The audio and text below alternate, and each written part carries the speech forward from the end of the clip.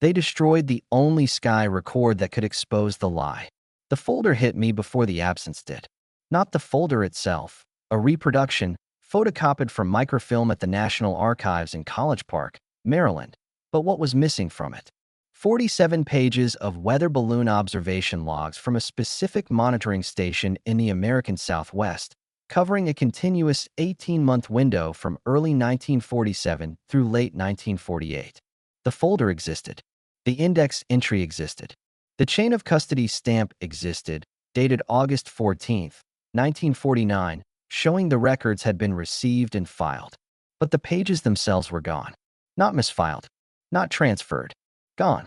The archivist I spoke with, a woman who had worked that collection for 11 years, told me she had never seen a gap like that in an otherwise complete meteorological series. She said it quietly, the way people say things they've learned not to say too loudly. And I walked out of that building feeling like someone had removed a single load-bearing wall from a structure everyone was still pretending was standing. I had gone there looking for something mundane. Atmospheric pressure records. Background research for a project on post-war aviation expansion. What I found instead, or rather, what I found missing, sent me down a path I have spent the better part of 8 months trying to understand. Because the gap in those records is not an isolated anomaly. It sits at the intersection of 3 separate institutional histories that nobody has ever mapped onto the same page at the same time. And when you map them, when you lay the dates against each other and let the sequence speak, the picture that emerges is not the one that either the official narrative or its loudest critics have been describing. What I am about to tell you is speculative. It is pattern-based. It is not proof of anything in the definitive legal sense. But it is also not nothing. And it deserves to be looked at seriously, without the hysteria that has made it almost impossible to think clearly about what the sky over mid-20th century America was actually being used for, and by whom, and what the records of that use were worth to the people who held them. The official story goes like this. In the years immediately following World War II, the United States military and its associated scientific agencies undertook a massive expansion of atmospheric research. The context was Cold War strategic necessity. Understanding the upper atmosphere was essential for ballistic missile development, for early warning radar calibration, for the performance envelopes of the new jet aircraft coming out of Edwards Air Force Base in California. The Army Air Forces, which became the independent U.S. Air Force in September 1947, operated an extensive network of weather observation stations, balloon launch facilities, and atmospheric monitoring posts across the continental United States and its territories. This network generated enormous quantities of data, observation logs, radiosonde readings, atmospheric pressure profiles, wind speed and direction measurements at multiple altitudes. All of it was recorded, reported up the chain of institutional command, and ultimately archived, some of it at the National Weather Service's predecessor agencies, some at what would become NOAA, some at military archival facilities. The official story also includes a specific event in July 1947 near Roswell, New Mexico. Whatever actually came down in the desert outside that town, the Air Force's current official position, articulated in a 1994 report and a subsequent 1997 report, is that the debris was from Project Mogul, a classified balloon-based program designed to monitor Soviet nuclear tests using acoustic sensors carried to high altitude. The event generated an enormous volume of public and institutional attention. The military's handling of the Roswell incident, including the initial press release claiming recovery of a flying disc, followed within hours by the correction attributing the debris to a weather balloon, has been analyzed exhaustively by researchers, journalists, and government investigators for nearly 80 years. That's the official framework. Atmospheric research. Cold War necessity. A classified balloon program misidentified by an eager public information officer. A correction issued. Case closed. Let me be fair to the official narrative. Project Mogul was real. The declassified documentation on it, released in stages through the 1990s, confirms a sophisticated and genuinely classified program using large balloon trains to carry sensitive acoustic equipment. The misidentification of unusual debris as a flying disc by military personnel unfamiliar with the specific program's hardware is not an inherently implausible explanation. The July 1947 timeline is consistent with mobile launch schedules as documented in the records that survive. The official narrative contains real information. Now let's look at what it doesn't explain. Let's start with the numbers. Not the Roswell numbers. Everyone knows those. The other numbers. The ones in the atmospheric observation network itself. Between 1946 and 1952, the Army Air Forces and then the U.S. Air Force operated a standardized network of upper atmospheric monitoring stations across the continental United States. The standardization was important. It was a scientific network designed to produce comparable data across geographic locations. Each station followed the same observation protocols, used the same equipment specifications, and submitted data to the same central repository on the same reporting schedule. I spent several weeks mapping the archival completeness of that network, station by station, year by year, cross-referencing what the station indexes show as filed against what physically exists in the archived record. For the vast majority of stations, the record is essentially complete. Minor gaps exist, a week here, a month there, consistent with equipment failure, personnel shortage, or routine administrative disruption.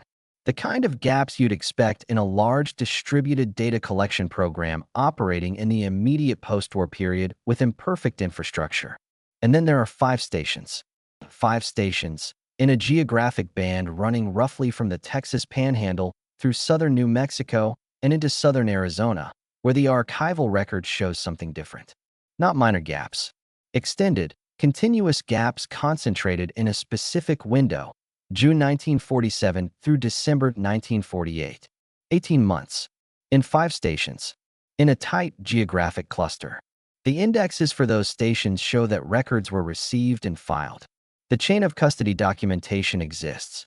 But in each case, the physical observation logs for that specific window are absent. Not damaged. Not deteriorated. Absent. The timeline isn't subtle. I want to be precise about what this does and does not mean. Records go missing from archives for many reasons, most of them banal.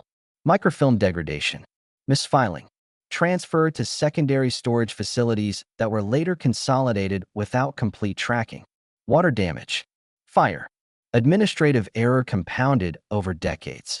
Any single missing file series could be explained by any of these factors without requiring anything more sinister than institutional entropy.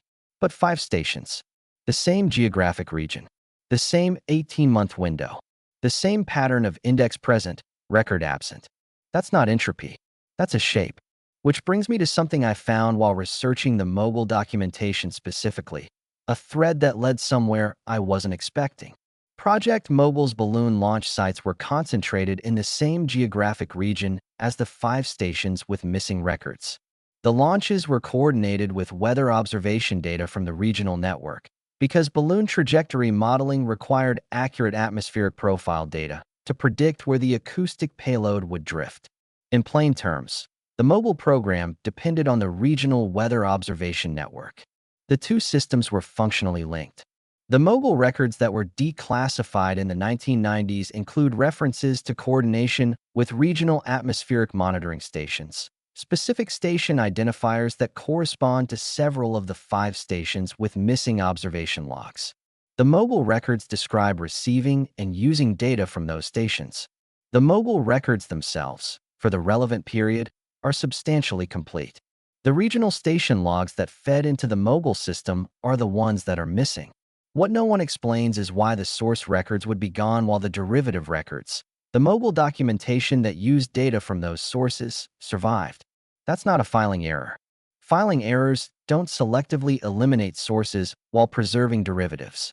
If anything, institutional archival processes are more likely to preserve primary source records than secondary analyses, because primary records have research priority.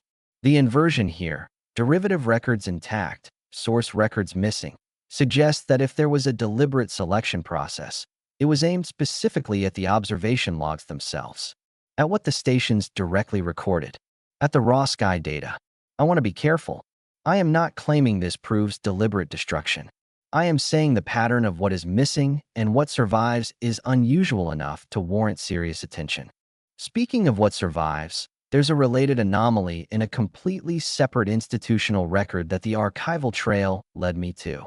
The Civil Aeronautics Authority, the predecessor to the FAA, maintained its own parallel atmospheric observation program through this period, focused on aviation weather rather than upper atmospheric research. The CAA records from the same geographic region and the same time window are, by contrast, essentially complete. The CAA's filing structure was different from the military's, and the CAA records were transferred to different archival custody. They survived intact, and the CAA records, for the summer and fall of 1947 in southern New Mexico and West Texas, contain something interesting. Not dramatic, not a smoking document, something subtle. A series of incident reports, routine aviation weather incident filings, the kind of bureaucratic forms that accumulate in any aviation safety monitoring program, that include unusual atmospheric observation notations. Pilots reporting anomalous radar returns. Balloon observation teams noting objects in their field of view that did not correspond to known launches.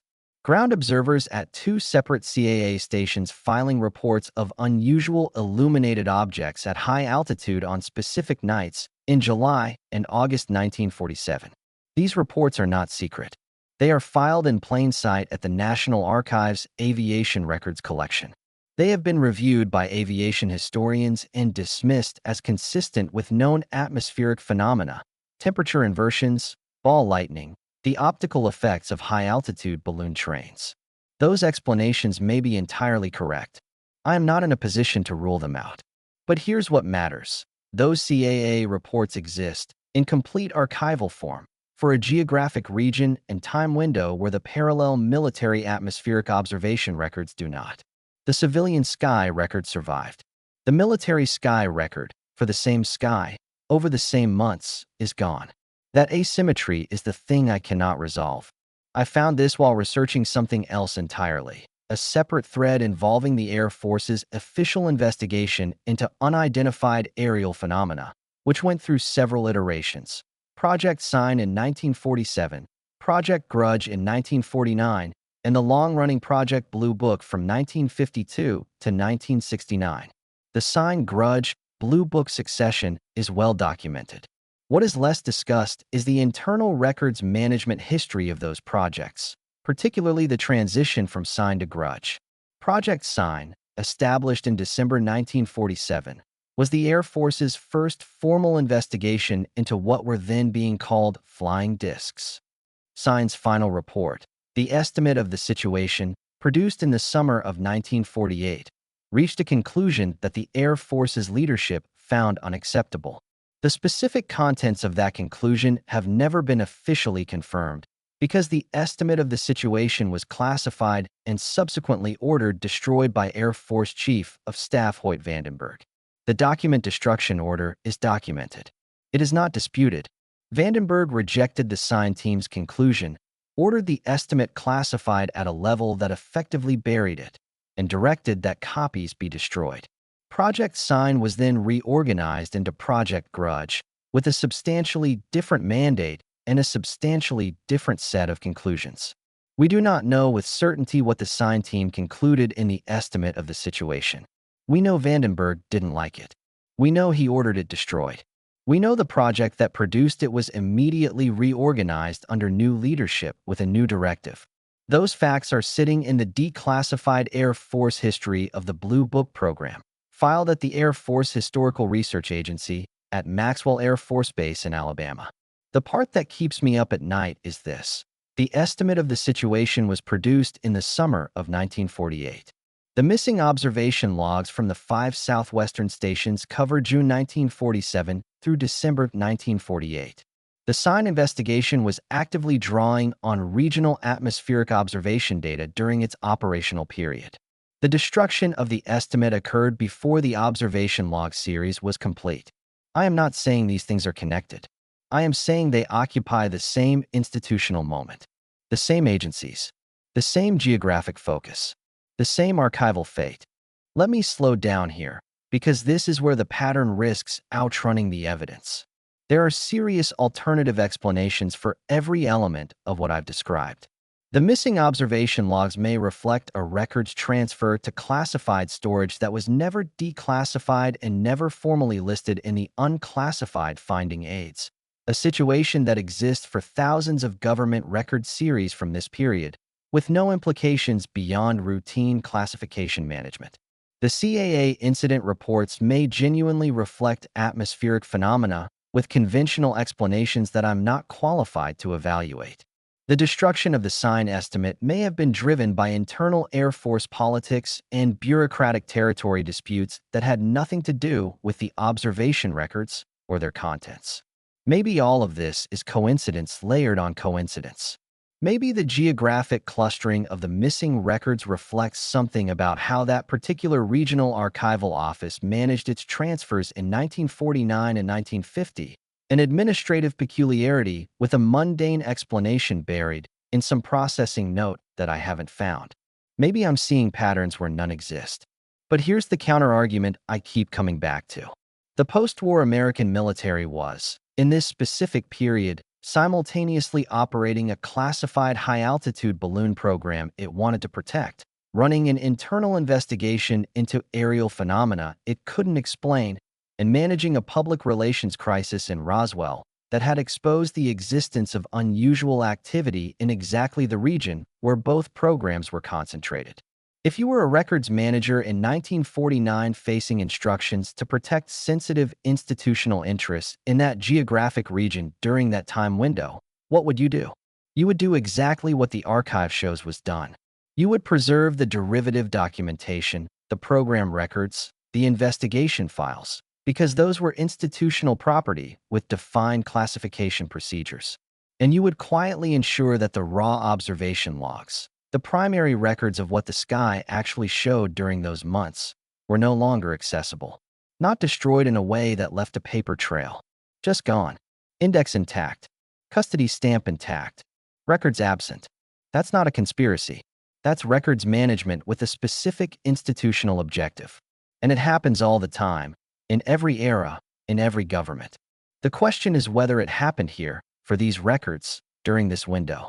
There is a researcher named Robert Todd who spent decades filing Freedom of Information Act requests related to the Air Force's UFO investigation records. Todd was not a credulous UFO enthusiast.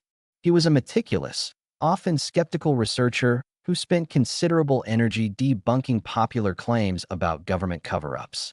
His FOIA correspondence with the Air Force through the 1980s and 1990s is itself a remarkable archival resource, documenting in real time the Air Force's responses to specific records requests. In that correspondence, sitting in collections maintained by several research libraries, Todd repeatedly encountered a specific pattern. Records that Air Force indexes showed as existing were not producible upon request. The Air Force's responses, carefully worded, consistently distinguished between records that had been destroyed pursuant to record schedules, records that could not be located, and records whose existence could not be confirmed. The middle category, records that could not be located despite index entries suggesting they existed, appears with unusual frequency in Todd's correspondence related to the 1947 to 1948 period in the southwestern region. Todd himself did not conclude that this pattern reflected deliberate concealment. He attributed it to the chaotic state of military records management in the immediate post-war period, a period when massive demobilization had disrupted archival continuity across hundreds of installations. His explanation is reasonable. It is probably partially correct. But Todd was also working before the full digital indexing of Air Force records that has occurred in subsequent decades. The cross-referencing that is now possible, matching station indexes against physical holdings against derivative records against FOIA response patterns, produces a picture that is more structured than Todd's era of research allowed him to see. The gaps are not random. They have a shape. The shape points somewhere specific. The human element of this story is not the dramatic one. It's not the rancher finding debris. It's not the press officers issuing contradictory statements. It's the people who worked those observation stations. The atmospheric scientists and military weather observers who climbed to their instrument shelters every morning at 0600, launched their radiosondes, tracked their balloons with theodolites, and carefully recorded what they saw in the sky above southern New Mexico in the summer of 1947. Those people were doing their jobs. They were producing scientific records. And their records, the specific product of their specific labor on specific days, are not there. Somebody made a decision, at some point between when those records were filed and when researchers began trying to access them, that the raw observational product of those stations during that window should not be part of the accessible institutional record. We don't know who made that decision. We don't know exactly when. We don't know whether it was a single directive or an accumulation of smaller decisions that produced the same result. We don't know what was in those logs that made them worth managing out of the archive. We only know the shape of the absence. I don't have answers. I have patterns. The pattern suggests that a specific geographic region of the American Southwest was the site of at least two sensitive classified programs, Project Mogul and the Sign Investigation, operating simultaneously in 1947 and 1948. The pattern suggests that the atmospheric observation records for that region during that period are missing in a way that is structurally distinct from the random records loss characteristic of archival entropy. The pattern suggests that the records that survived are derivative of the records that are gone, which is the inverse of normal archival loss patterns. The pattern suggests that a document produced by a formal Air Force investigation during this period was deliberately destroyed on the orders of a senior official, and that the investigation producing it was immediately reorganized. The pattern suggests that civilian aviation records for the same region and period, held in separate archival custody, are complete and contain anomalous incident reports that the missing military records might have contextualized. None of that is proof. All of it is real. Maybe the missing records contain nothing more surprising than routine meteorological data that was lost through decades of institutional entropy. Maybe the sign estimate was destroyed because it was analytically sloppy and Vandenberg was protecting the Air Force's scientific credibility. Maybe the 5-station gap in the observation network reflects a regional filing failure with no connection to the classified programs operating in the same area at the same time. Maybe. But the archive doesn't change because we've developed comfortable explanations for its gaps. The missing index entries remain missing. The custody stamps on empty folders remain exactly where they were filed in 1949. The CAA incident reports remain readable in their original form, describing things in the sky that the parallel military observation logs would have recorded, if those logs still existed. Somewhere, perhaps in a storage facility that has never been formally connected to the records I've been describing, perhaps in a classification category that hasn't yet been subjected to the declassification review process, perhaps in a form that nobody has thought to look for in the places where such things sometimes end up. Somewhere, the sky record for those 18 months may still exist. Or it doesn't. And the decision about which of those is true was made by someone, in some office, for some reason, a long time ago. And we are living with the consequences of that decision every time we try to understand what was actually happening in that specific piece of sky during that specific season of American history. The sky over southern New Mexico in the summer of 1947 saw something. The people on the ground recorded it. And then, at some point between the recording and the remembering, someone made sure that what was recorded and what we could remember would not be the same thing. And once you understand that, you look at every archival gap differently. Every empty folder, every index entry without a file, every custody stamp on a box that doesn't hold what it's supposed to hold. Each one is a decision. Each one has a reason. We just don't always get to know what it was. And once you see it, you cannot unsee it.